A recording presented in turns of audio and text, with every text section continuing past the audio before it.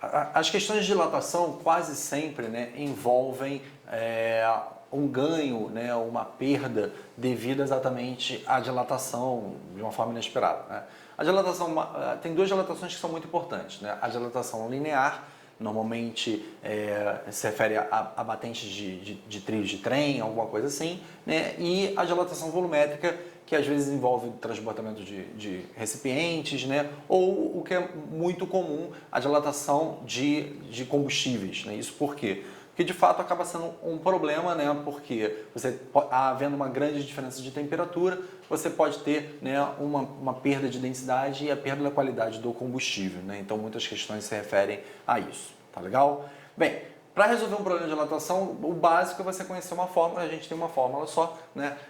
A variação de volume de determinados líquidos é igual o volume inicial vezes o coeficiente de dilatação vezes a variação de temperatura. Conhecendo essa fórmula, né, e sabendo aplicar ela, né, tanto de forma quantitativa, né, em cálculos, como entendendo, né, o papel de cada variável, você consegue elucidar as questões. Tá ok? Vamos ver uma questão que caiu no Enem envolvendo dilatação de álcool. Durante uma ação de fiscalização em postos de combustíveis, foi encontrado um mecanismo inusitado para enganar o consumidor.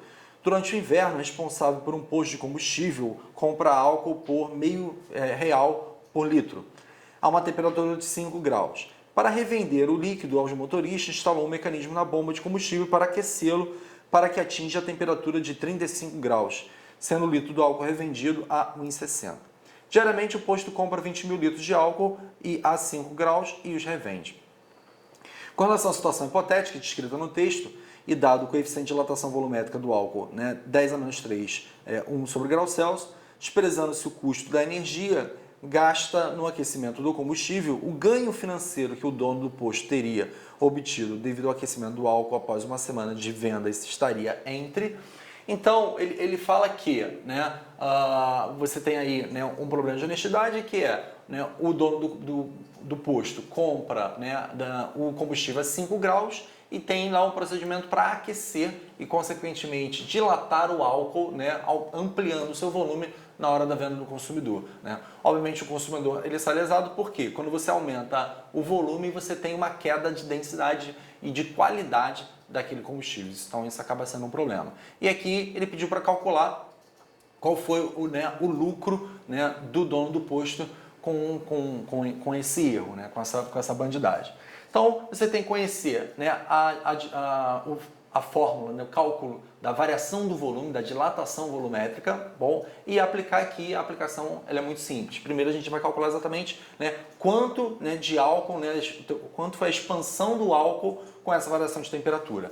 Então ele diz que são, né, 20 mil litros, ele diz pra gente que o coeficiente de dilatação é 10 a menos 3, e ele diz que a temperatura foi de 5 a 35 graus, tá ok? Bem, qual foi a variação de volume? É só você fazer a conta e você vai chegar a 600 litros. Então, os 20 mil litros, né, foram expandidos em 600 litros nessa variação de temperatura de 5 a 35 graus.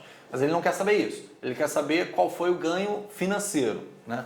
Bem, tá aqui, né, teve a expansão de 600 litros. Qual foi o ganho financeiro? Se você tem, né, 600 litros que ele vendeu a mais, né, o custo de 1 litro pro cliente é 1,6 e ele quer saber o lucro apurado em uma semana, 7 dias, já que os dados anteriores eram diários. Então você multiplica, né, a quantidade de litros ganhos nesse processo diariamente, o custo para o cliente e o tempo. Isso vai te dar 6.720. Então, né, o dono do posto de gasolina, né, assim, com essa desonestidade, fatura mais 6.720 litros. Ele quer saber em que faixa está, no caso, entre 6.000 e 6.900, letra D. Bem, pessoal, dois conceitos em física muito comuns, que é fundamental que o aluno entenda, é o conceito de massa e o conceito de peso, né? No dia a dia parece a mesma coisa, mas na verdade não é. É muito importante